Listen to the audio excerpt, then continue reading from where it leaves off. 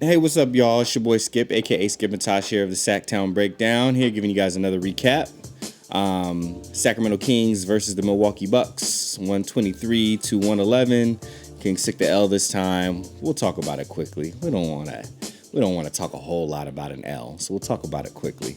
But there will be some Sacramento Kings news that we will talk about at the back end, and that's the juicier part, so stick around for that. Before we get going, shout out to Computer Booter, Carmichael, California, right here in Sacramento, California, really. If you're looking for to get your Xbox console, your PS4, PS3, laptop, iPhone, Android phone repaired, desktop computer, give Computer Booter a call. Links are in the description. Dave will get you a really nice quote and get you taken care of. Also a gaming lounge too, so if you're looking to play VR, retro, looking for maybe some Smash Bros tournaments to go to, every Friday night they have them down there. Hit them up. Could be Thursday nights. I can't remember if they changed them, but hit them up. Fun place, cool environment. Dave is just a cool dude. They got snacks, they got gifts, they got what you need. Check them out. Other sponsor, bam, Tabu Wahana. Always like to show off the chair. Give me just 1 second. Gotta let y'all know. I love these guys. These my dudes. Looking for a gaming chair or a desktop chair, get $40 off, not 40%, but $40 off with my disc code, which is also in the description. So grab that if you need to. Let's get into it, man. Let's get into it. Let's take a look. Let's break it down real quick, and then we're gonna go straight to the juicy talk, because that's what everybody's talking about right now. Anyway, so 123, 111. They pretty much got up on us in the first quarter. It was almost a 40-point first quarter. 24 points to Kings for the Kings. 38 points for the Milwaukee Bucks. 34 points for the Kings in the second half. Only 19 points for the Bucks. So we fought back. Came back with a punch in the mouth. No third quarter blues for us. We didn't play great, but we stuck around. In the third quarter, we had 32 to their 31, and then finally they put us away. 35 for them in the fourth quarter. 21 for us, and that was pretty much a game over. Let's look at the game leaders. We got Harrison Barnes with 23, Eric Bledsoe with 28, and that's another thing to highlight. Giannis Antetokounmpo did not play this game. Most people know he just had his baby, so he didn't even play in the game against us. Another testament to how great this team is. De'Aaron Fox had 8 rebounds. Chris Middleton had 11. That's another thing when your point guard is out rebounding everyone. Bad sign. Bad sign. 11 assists though for Fox, which is fantastic. And then Eric Bledsoe had 8, 2 steals for Corey Joseph, 3 blocks for Brook Lopez. Field goal percentage, we shot a lot more shots than them, as you can see. But problem is we weren't hitting shots. So their field goal percentage was 44. Pretty darn efficient for them. I would say very efficient to our 41%. So not horrible, but not good. 3-point percentage, they shot 42%, and they shot 1 less than us, but they made 4 more than us. We shot 32% below league average, so not good. Free throws, we were getting to the line. They got to the line more, but we were getting to the line, which is not bad. But we shot 72%, which is kind of better than we have been shooting. Still not good enough. They shot 82%. Kudos to them. They had 26 assists to our 23. They had 55 rebounds to our 49, so only 6 more. We did have more offensive rebounds by 2, 10 to their 8. Steals, they had 1 more. They had 7, we had 6. Blocks, we tied 5-5. Turnovers, we tied 13-13. I always talk about that between 12 and 14 sweet spot. Well, we stayed within it, but we just we weren't hitting our shots. We can go take a look at stats and we can see. We'll look at them first. Bledsoe, like we talked about, 10 to 16 from the field, which is good. He had 3 of his 4 threes, which is fantastic for Eric Bledsoe. 8 assists along with his 8 rebounds. He was winking at a triple-double, 1 steal. Chris Middleton was really their highlight player, even though he had 21. He had 28 to match Eric Bledsoe's, and he didn't do it as efficiently. 9 of 21. But the thing that's crazy is that he hit 4 of his 8 three-pointers, so he was 50% from 3. 6 of 11 from the free throw line, had 11 rebounds and 8 assists. So he as well was winking with a triple-double. Had 3 turnovers, but had a steal. And Brook Lopez played really good for them. 20 points, 7 of 12. He was 2 of 4 from 3. Not a lot of rebounds because he was out on the perimeter hitting shots. Wesley Matthews had a solid game for them. He added 10 points to the list. 2 of 7 from 3, so not great, but he was just there to be a threat. And Ersan Ilyasova, who I didn't even realize started the game with them, only contributed 7. Ersan has kind of been, trending down over the last few seasons, but he's still a 3-point threat. He's a stretch, so you got to pay attention to him. But he did have 8 rebounds, so he was contributing. 1 steal, 1 block as well. Sterling Brown in his 23 minutes had 11 points, hit 3 of his 5 threes, had 6 rebounds, so that's solid for him. 2 steals and a block. DiVincenzo, you'd think that name is easier to say, played very solid defense, incredible defense. That's really where he was at with it. 10 points, though, 2 of 4 from 3 as well to contribute, and also have 4 rebounds, which is solid. 2 steals. Like I said, locking down. Cunnington had 7 points, 1 of 3 from 3, had 9 rebounds though, and had a few nasty dunks if I remember properly. Man, that boy can jump. Why isn't he in the dunk contest? Or is he in the dunk contest? I hope he's in the dunk contest. That boy got boinks. Kyle Korver came off the bench and contributed only 2 points. It was just kind of out there again, just being a threat. And then Robin Lopez, I didn't realize he only played 1 minute. I realized he played, but I didn't realize it was only 1 minute. So the brothers got to, I hope they got to hit the floor at the same time. They weren't on the floor at the same time, I remember. Harrison Barnes, 8 of 13 for us, 5 of 9 from 3. So the person hitting the threes, you could see who it was on our team. 23 points, I was 1 steal.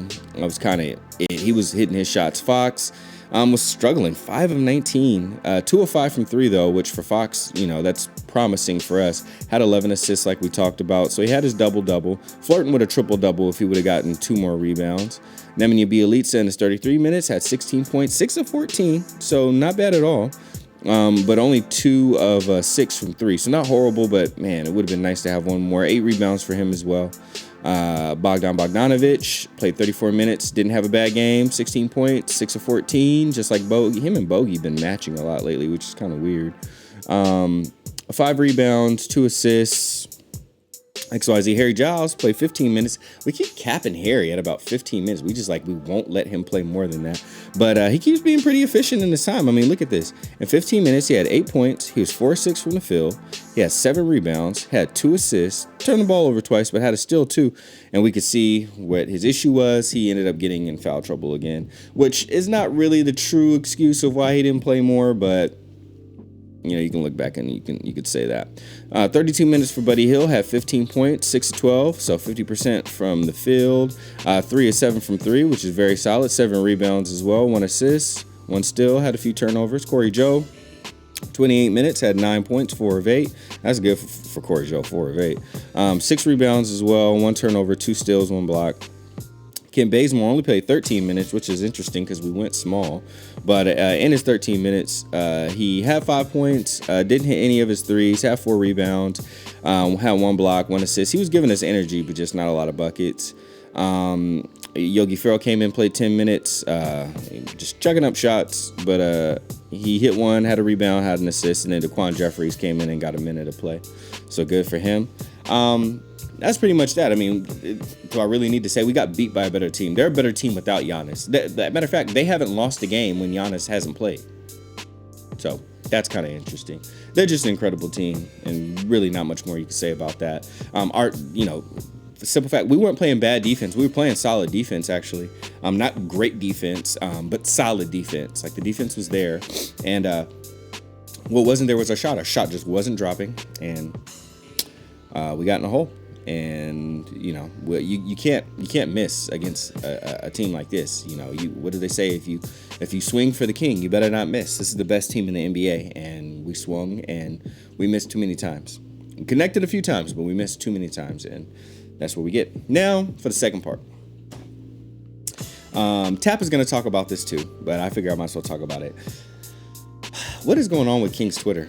Sam Amick comes out with this story talking about how Vivek's frustrations, had been made in a group thread, which I mean, who thinks Vivek is happy right now? Who thinks anybody in Sacramento is happy right now? Maintaining, staying together, and being happy with the performance are three different things. Okay, so no, nobody's happy about the performance of Sacramento, and it's not just this, but a big part of it is injuries. Like our between Rashawn Holmes, Marvin Bagley, De'Aaron Fox, and Bogdan Bogdanovic, just between those three, they've all missed over 10 games. And some of those games overlap, and we didn't have Bagley and Fox at the same time. You know, and now we don't have Holmes and Bagley at the same time, our two main bigs, you know. So yeah, injuries are, like, you can't discount that. For a team that has to, you know, take advantage of every single game, we haven't even had everybody healthy for half the season.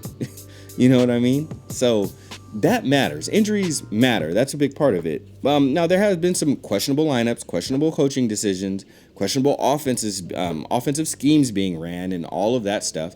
And then on the player side, there's been question with morale. And I don't even mean just like, are you happy with the coach? I mean, like, why aren't you playing for each other? Why are you dribbling the ball so much? Why aren't you looking for the extra pass? Why aren't you moving your body off the ball? Why are you ball watching? Which a lot of that has started to be taken care of more recently.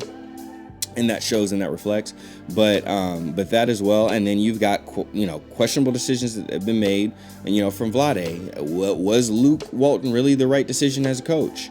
Was getting rid of Dave Yeager really the right decision to make? I could see arguments for both. I've seen things that Luke has done well, and I've seen improvements, and then also Luke hasn't had who he thought he would have the whole season, which makes it hard to implement some of the new things he wanted to do. And then he's also played the complete opposite the way the team is built, tried to slow us down, you know, instead of like keep us going fast and then implement other things gradually. And we've talked about that. So, you know, should you have let Dave Yeager play out the rest of his contract? He only had one more year, probably.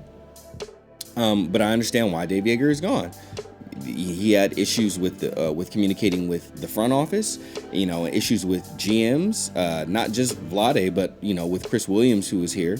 He had issues with some of the players. And when I say issues, like the way that he would communicate with them and the timing, we all saw what happened in Golden State. And that was just a microcosm of some of the other things that were going on. So I understand why Dave Yeager is no longer here. I don't agree with it, but I understand why he's not here. I understand why Luke Walton is here. He's a coach that players tend to like more, with the exception of course, Buddy Hield being upset that he wasn't playing in fourth quarters. But as you know, that was Buddy being a little prideful, and we understand why he's prideful, because, you know, he's confident, he wants to help his team win and all of that stuff. But he was making mistakes that was costing the team, and that's what you do when a player is not realizing. And it's one thing to realize and you make a few mistakes, you talk about it, and then you fix it. But Buddy was making those mistakes over and over and over again, game after game, play after play, and nothing was catching his attention. So Luke Walton would bench him. That's what it's there for, to get your attention. And I think Buddy understands that. You know, hey, it's nothing that he hadn't dealt with in college too. When you make a mistake, you sit. I mean, you make a mistake, we talk to you. You make a mistake, we talk to you. You make a big mistake, or we talk to you too many times, you sit. Because that's what's going to sink in your head. And then eventually we hope that you stop making those mistakes. That's all that happened. Yes, and then Buddy got back in the starting lineup, and now it's been flip-flopped, and he's coming off the bench, and Bogdanovic is starting. Fine. But we all of that stuff has been played out. But this article that came out between Jason Jones, who used to be a part of the Sacramento Bee, now he's with the Athletic, Sam Amick, who is now with the Athletic, and Shams as well was part of it, came out.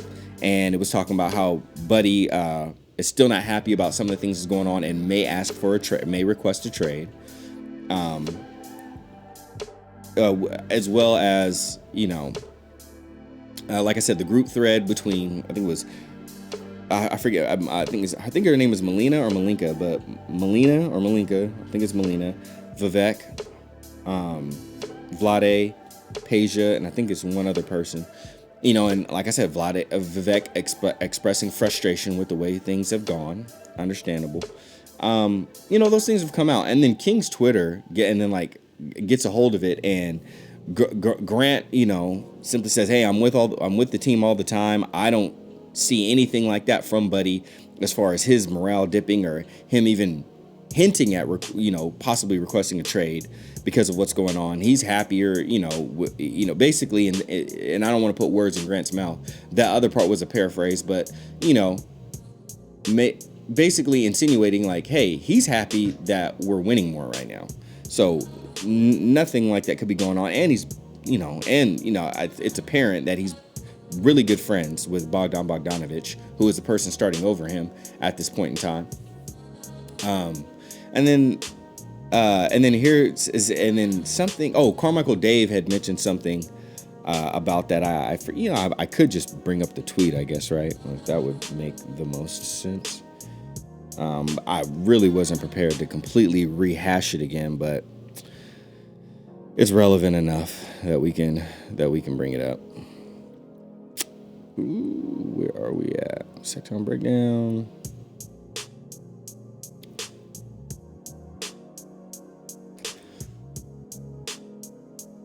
There we go. Okay. Well, with all that said, I won't go through the process of completely bringing it up, but Carmichael Dave had mentioned something to the effect that we are, Sam Amick is my dude. You know what I mean? And because we're such a tight-knit community, let me not misquote them. I will bring it up. Sorry for flip-flopping back and forth. And y'all are right. I should have just had it pulled up. But what I'm getting ready to say and what I'm getting ready to cover might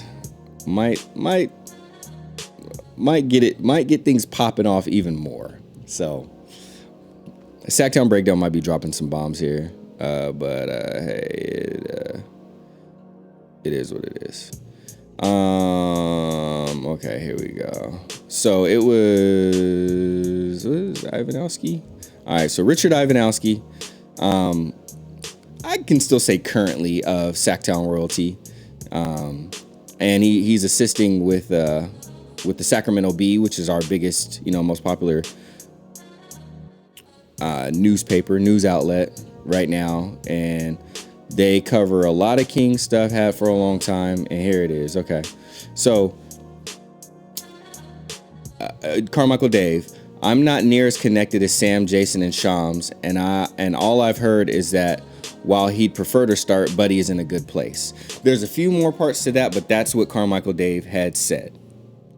Makes sense, and he's being neutral. He's saying, hey, I'm not as connected as Sam Amick, Jason Jones, and Shams, but all I've heard, but he is connected, though. There's a reason why he knew about some of the DeMarcus Cousins stuff and all the other stuff. Carmichael Dave is connected. But that's the thing about like an NBA front office, right? Like everybody knows somebody, and everybody's talking to someone different, and there's levels of, there's what do you call it? Degrees of separation. How far away are you from the top? How far away are you from the inner circle, or how close to you, day to day? Where you just see things going on, and and you can speak on it. Either way, Carmichael Dave is close enough, and he's hearing things. He's close to Grant, and he's close to Doug, and Grant and Doug are there every day. Like, they're there every day. They travel with the team. They're the TV announcers and color commentators. They do a radio show every day, and it is the premier Sacramento Kings radio show. There is no other one. That's it. The other shows may discuss it. We don't even have a midday show anymore, which I would like to see return. Shout out to Nicholas Hinkle. I would love to see him take that spot. Shout out to Nick. But so that's Carmichael Dave. And then Grant Napier replies, "No, Dave, you are right. There are no issues with Luke and Buddy! Amazing where this stuff comes from."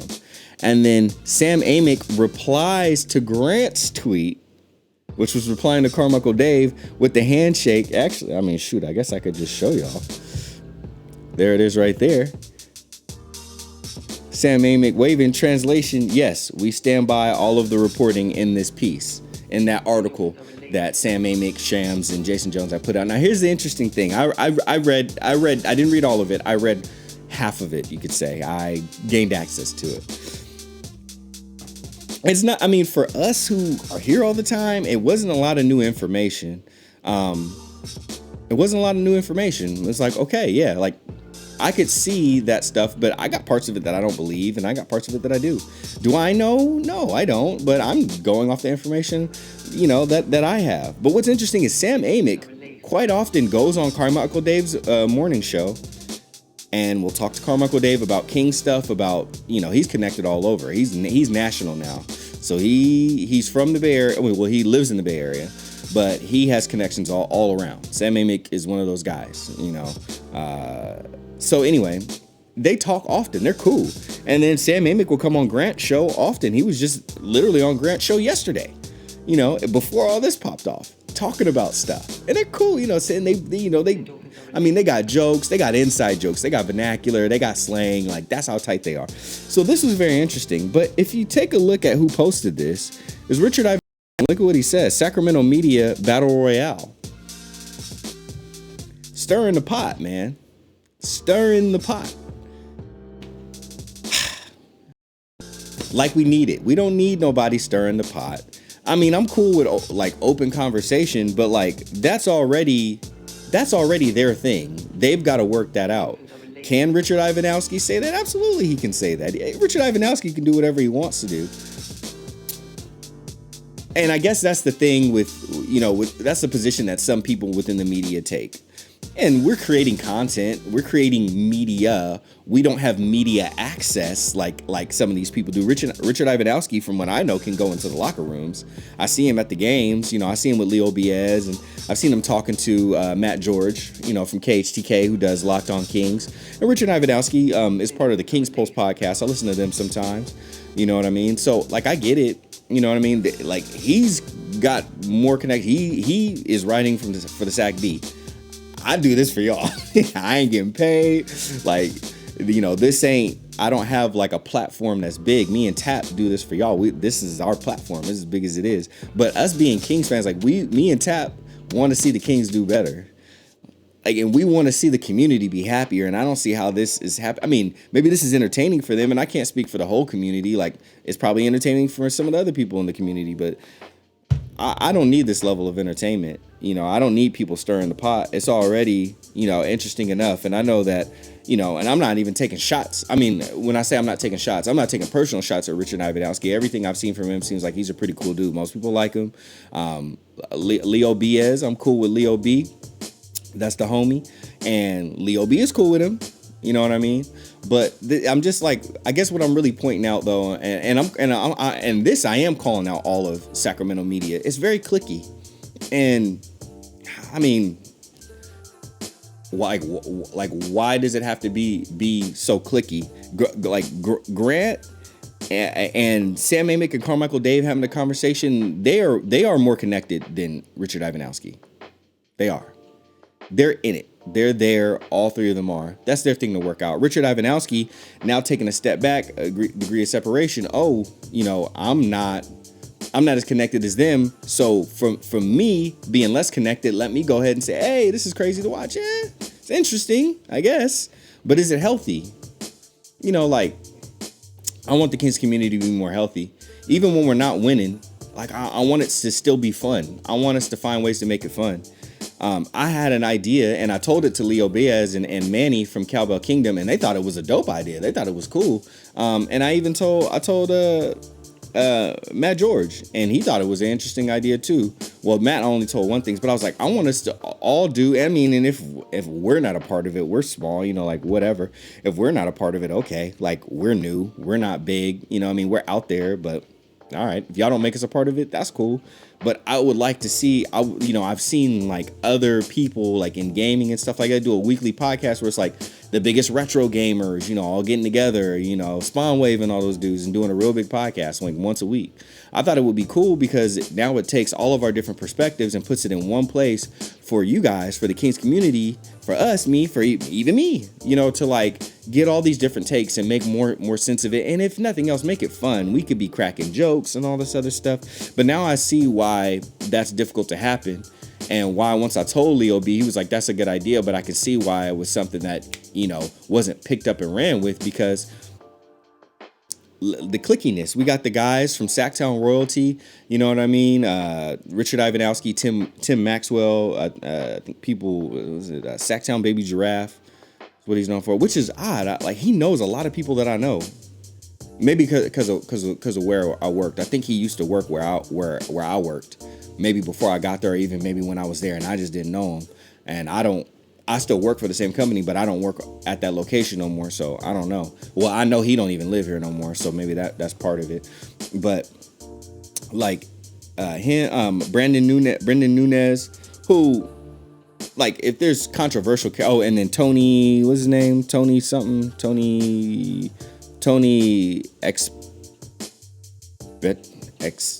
Expeteres. Yeah. But like Tony and Richard seem to be more of the more controversial ones. They'll put out like the hot takes, or excuse me, Tony and Tim, Sacktown Baby Giraffe. They'll be the ones that put out more of the hot takes to kind of stir things up. I haven't seen Rich stir things up too much, because Rich is usually the cool one. Rich and Brendan Nunez, they seem to be more of the chill, laid back ones. Like Richard, just kind of talk about things. Brendan will talk about stats. You know what I mean? Like, okay, cool. And I think they're all I think they have a relationship with Aaron Brewski, which, if that's the case, that would make sense, because Aaron Brewski, he's a controversial figure. One, for covering, the relocation era when we almost lost the team. So he got a name from that. And then two, being way too statistics heavy and way too invested in stats, and just having a lot of horrible basketball takes, especially regarding the Kings over the few seasons. I used to listen to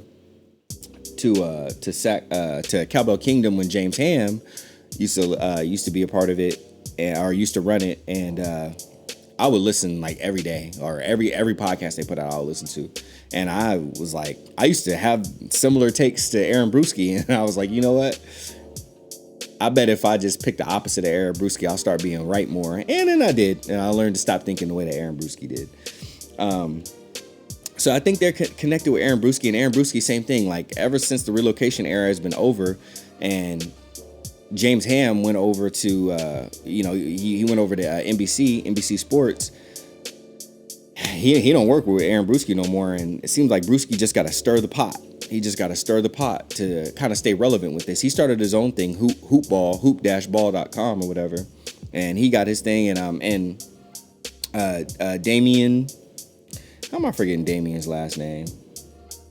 I don't know how I'm forgetting Damien's last name, but Damien's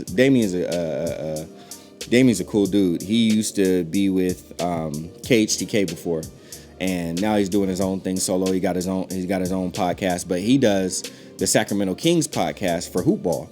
He covers that, and sometimes Aaron Brewski will go on there. Excuse me, I'm a little behind on theirs because I haven't been driving that much. Most of the time, if I'm driving, then if I'm at home, I usually watch Cowbell Kingdom. If I'm driving, I'll listen to Locked On, because Matt George puts them up just about every day. So it's something new every day. And then if I finish with those, then I'll usually either put on King's Post, or I'll put on, which is kind of hard sometimes, because, and King's Post, if y'all listening, man, just fix the audio quality. Just like, even if you use like the AirPods or something, just stop using the microphone on the Mac, on the laptop. Just stop doing that, and like maybe getting some rooms that don't have parallel walls, or which is hard in the home, but like just don't have as much echo, because it's part of the reason why I don't listen so much is like the sound quality has just been real bad, from when I was listening more. But I'll listen to a little King's Pulse, or I'll listen to Damien's podcast from Hoop Ball. But it's like you got the Sacktown Royalty guys, and then they're kind of cool with Aaron Brewski and the Hoop Ball group, and then you got Cowbell Kingdom. They're kind of over there on their own. They know some of the people. They know Rich Ivanowski, and they, everybody knows everybody. Sacramento, like, we're spread out, but we're a small community, And then you got HTK guys. You got Matt George, you got Grant, you got Doug, and they spill over into the NBC Sports thing, where you got Coase, Katie Christensen, Jerry Reynolds, Mitch Richmond, The Rock. You got all those cats over there. I hope I'm not missing anybody. Yeah, I said everybody. Katie, Doug, Grant, Coase, yeah. And they're kind of on a higher platform because they're with NBC Sports. So they kind of have like the highest platform because they got the highest clearance. It's the largest company. And then KHTK, right below that with some other connected people. There goes that connection. And then Gary Gerald. How could I forget Gary Gerald? Gary Gerald, he's a national treasure. I love G-Man. You got them. And then from there, you got Cowbell Kingdom, and then the tier below that is like King's Pulse and all those dudes, Sacktown Royalty, whatnot. Maybe some of them are all on the same level. The hierarchy is a little weird, but we know KHTK and then NBC Sports, that's the highest tier. And then from there, then you do got one more up. You got Deuce and Mo, you know what I'm saying? And since they are directly connected with the Kings, they will do the Kings podcast if the Kings do anything, or Kings videos, top 5 this, top 5 Harry Giles, you know what I mean? Reactions, which that video was cool. You got them. And Deuce and Mo, they stay out the way. They kind of smart. They're like, look, we got our little thing going. We got our Deuce and Mo podcast. We'll do those live on YouTube. We'll kick out the whoop whoop. I watch them too. When I catch them, I'll watch them. We just put those out. They know everybody, but they stay out the way. They're smart. And I'm not saying, mingling with people is dumb. I don't mean that in any way. I prefer to mix it up with people, but the more people you put into the mix, the more, higher probability for dramatic things, or even if you don't want to say drama, because I hate that word, the higher probability for conflict. Let's say conflict. And that's, I guess, kind of where we're at, with this thing. Like, you got all these people going back and forth, Leo B and those dudes, like Leo B, they're close to Buddy. So they're like, Sam Amick, yeah, I know you connected. Jason Jones, I know you connected, but we got our own connections, and you're not quoting the player. You know what I'm saying? And nobody that we know that's close to the situation has that quote. That sounds like fake news. And Sam Amick, like, we stand by our sources. And Sam Amick got a name. Shams got a name. Jason Jones, he was out here for a minute. You know what I'm saying? Like, he know people. He got a name. But it's also interesting who some people know and what some of those people might say. And the thing, like, you can have people that are trusted and give you information here and there, but, like, let's not act like insiders might not feed you a line to get, because, like, what do these people that are connected get in return? Like, there's some sort of exchange, either, hey, I'm leaking this information to you because I want it to get out because it might paint me in a better light. And even if it don't paint me in a better light, it paints them in a worse light, and then I can make a power move, or I can try to get my way or whatever. Like, that's no secret. So sometimes they could be feeding them those lines. And how would they know any the wiser? Because, they can go and try to bounce it off of another source, but which one's closer? Which one is around more? You know what I mean? So it's interesting, it's real interesting. So you got the, like I said, Sacktown Royalty dudes, questioning the validity of what Leo B says. Leo B and Cowbell Kingdom are really questioning what's going on. They're questioning the validity of Sam Amick and all that other stuff. And then in the process of that, defending themselves against, with the Sacktown Royalty guys maybe questioning and answering, subtweeting, hey, if you think that, don't be the guy that doesn't believe that Aaron Brewski, or that doesn't believe Sam Amick, with his proven track record and all that. It's like, anybody could be wrong. Anybody can get misinformation. It can happen at any time. I'll tell you this. I know how connected Leo B is to Buddy Hill's camp. I'm gonna trust what Leo B. If it's about Buddy and how Buddy feeling, I'm trusting Leo B over everybody, because I know how Buddy is. But Buddy is way more real and way more raw than a lot of people. And not in a DeMarcus Cousins way, but just in that he's a passionate dude, wears his heart on his sleeve, and he's a good dude. So when he says stuff, it's just like boom, like, let me give it to you how it is, so there's no confusing it. So if it's about Buddy, I'm trusting Leo B's camp over everything. If it's about the front office, for like, oh, Vivek is unhappy, I can trust, I could trust Sam Amick on that part. I could trust him. If it's about the team dynamic, then I'm going to go with what Grant and Doug are saying. And yeah, I get the conflict that, like, Grant and Doug, they're closer to it in the sense that, but they don't get paid by the Kings. It's a deal that is done through NBC that they have the contract to cover the Kings. So, and I know you can look at that, you can look at it however you want to, and I get it, but that's the thing. So they could be objective and they could say this and say that, but they are around the team every day. So if it's anything about the team dynamic, I'm trusting what Doug and Grant say. But like I said, front office, I'm gonna trust Sam Amick. And then Jason Jones, I'm trying to think what specific information. Jason Jones to me has always just been one of the better question askers. I don't know how well he's connected. I wasn't the biggest fan of like his participation with, what happened with Chris Haynes and all that stuff. And the whole era, or the whole situation with Marvin Bagley wants to start and his dad, blah, blah, blah. And if he don't start, then whoop, whoop, whoop. I wasn't the biggest fan of all that. And I was actually at the California Classic. I saw Chris Haynes there. I walked right past Chris Haynes where I was sitting. Chris Haynes was standing right, not that far away from me, talking to Chris Williams. That might have been that part, because I was like, oh, Chris Williams, the bald-headed black dude with the glasses. Okay, I recognize him. And then Chris Haynes, everybody know Chris. Well, I don't say everybody, but Yahoo Sports, Chris Haynes. Okay, cool. Dark-skinned black brother. All right. So I even saw some of that. So, I got respect for Jason Jones, but...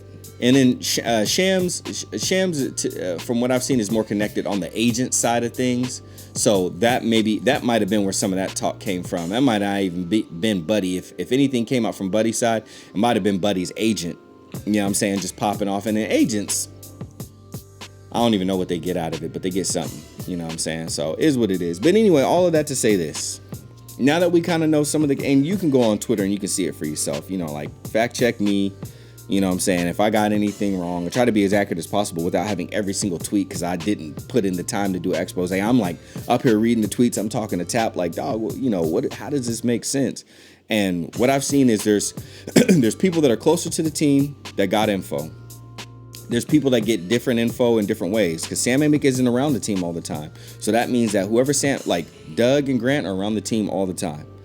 Sam talks to probably the higher level people within the organization. So he's getting tidbits from important people. They're getting the day-to-day feed. And you got to remember who Doug and Grant are really close to. They're really close to Vlade. So yeah, everybody to a degree, maybe, that's the thing about clicks, maybe trying to protect different interests. That's obvious. I get that.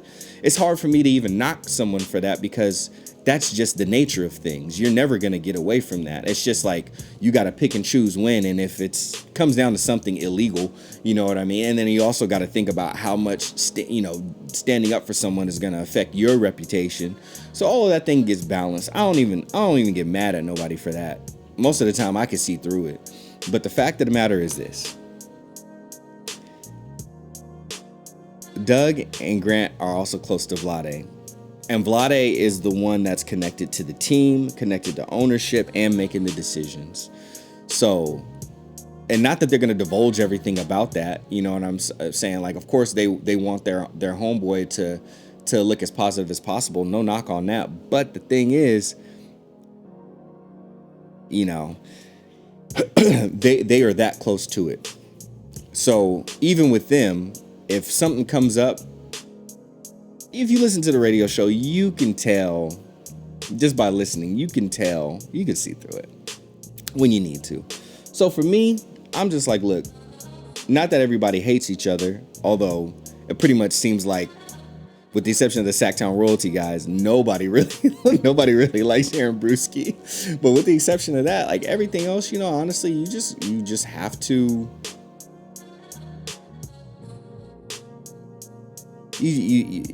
I want to see us come together. I want it to be more fun. Like, I don't want the fact that we've had bad luck, some bad coaching decisions, some bad front office decisions as far as drafts for sure. Coach, jury's still out. Like, I can't say Luke Walton's not the guy. I definitely can't say Luke Walton is the guy either. Jury's still out. It's his first season. There's been a lot of injuries. I'm going to give him that. And I'm not even a Luke Walton fan, but I'm not a Luke Walton hater either. But I was one of the first people to point out things that I saw in his coaching when he was coaching the Lakers before LeBron got there that I didn't like. So I don't want us to start going at each other because the season's been that bad, that frustrating. I want to see us come together. I would rather us make it fun. Some people, if they feel like they got to stir the pot, that's what they're going to do. They're going to stir the pot. And that's whack because I would rather just have fun. But at the same time, I'm not getting paid for this. And I can understand how people that are trying to get paid off of this or, which I hope Richard Ivanowski and, Tony, Exturris. I don't know how to say that name. I'm going to call him Tony X. I can see how him, Tony X, Brendan Nunez, Tim Maxwell, Sacktown Baby Giraffe, and Aaron Brewski. I could see how for them, they need the clicks and the views, so they might stir it up a little bit more. And then Grant and Doug, they don't need the clicks and the views. They're going to get it anyway because they're the biggest show, quote unquote, biggest show in town. NBC, Katie Christian, and all them biggest show in town. Deuce and Mo, Cozy, because they connected directly to the Kings. They're the only ones I can think of off the top of my head that they get a check from the Kings. They are the Stockton Kings the Stockton Kings TV announcers and all that. Their check comes from the Sacramento Kings.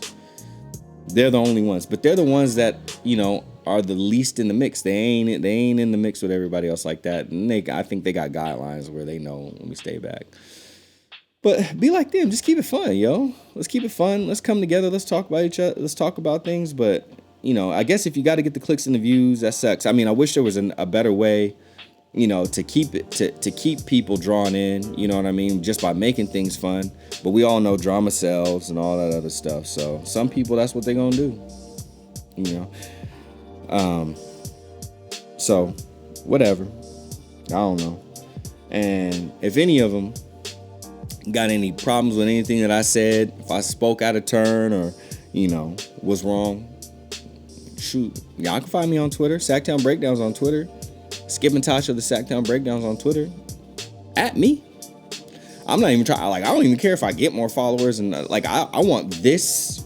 I want this to be entertaining to people. And I'm sorry I made it so long. We have 42 minutes already, but I had to talk about this. But I just want this right here to be entertaining to people. I want this to be fun to people. And when I go on Twitter and I engage, part of the reason why I don't tweet so much from the account on things is because most of the time we're talking, it's the same thing over and over again, and it's messy and it's negative. And I'm trying not to engage in so much, negativity. I want it to be more fun and positive, but it's hard because the people that are tweeting the most are usually talking about the most controversial stuff. So it's whatever, yo. Anyway, I hope y'all enjoyed this. I hope this was interesting to y'all. Like I said, I'm calling out all of Sacramento media, I guess with the exception of Deuce and Mo. Let's just make it fun, yo. Let's keep it fun. Like I said the other day on Twitter, like all we got is us. We ain't winning a whole lot right now. We started winning some, but we ain't winning a whole lot right now. So let's just make it fun. Life is already stressful enough. I deal with a lot of stuff in life that's just stressful. I want to go on Twitter and King's Twitter, and it's just even more stressful. I get it, the team's not doing that great. Anyway, I'm meandering at this point. I appreciate y'all. Tap will do the next recap. He'll probably talk about this a little bit too. I hope he does. He's probably going to be a lot more passionate than me. I feel like, I don't know what it is. Maybe it's my lights. I feel like I've been bringing less energy, and I apologize if I've been bringing less energy. I used to bring a lot more energy, and I don't know. Lately, I've just kind of not had it. Sometimes just having the bright lights, my lights are really bright. Just that alone kind of sucks the energy out of my eyes. But let's get back to making this fun, y'all. Until the Kings are good, let's make this fun. All right. It's your boy Skip. Shout out again to Tabu Ohana. If you need a gaming chair, $40 off with my with my link in the description. Computer booter, need something repaired, need a gaming lounge, community of gamers. Check them out, Greater Sacramento area. Go Kings. All right, peace, y'all.